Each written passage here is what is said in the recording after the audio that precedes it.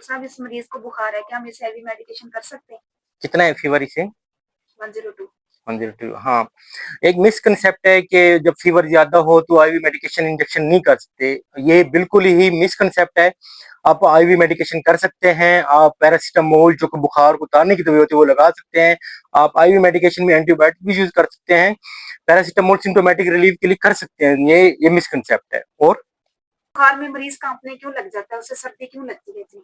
बहुत अच्छा सवाल। ये अमूमन लोगों का यही सवाल रहता है कि बुखार में पेशेंट कांपता क्यों है और बुखार में सर्दी क्यों लगती है। बुखार असल में होता क्यों है? बुखार किसी इन्फेक्शन से हो, इन्फ्लेमेशन से हो, बैक्टीरियल है या वायरस है, तो उससे पैथोजिन बनते हैं। पैथोजिन जाके दिमाग में हमारा एक सेंटर होता है जिसको थर्मोस्टेट कहते हैं। वहां हमारा सेट पॉइंट होता है टेम्परेचर का, जो कि बॉडी का एक नॉर्मल सेट पॉइंट है टेम्परेचर का, वही रहता है।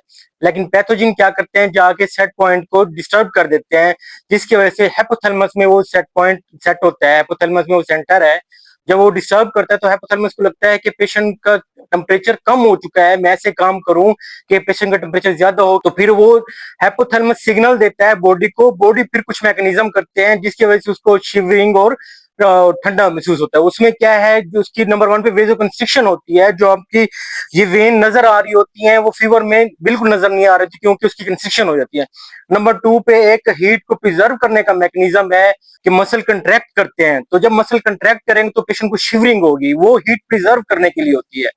इसी वजह से पेशेंट को शिवरिंग होगी और शिवरिंग के दौरान पेशेंट को सर्दी लगेगी।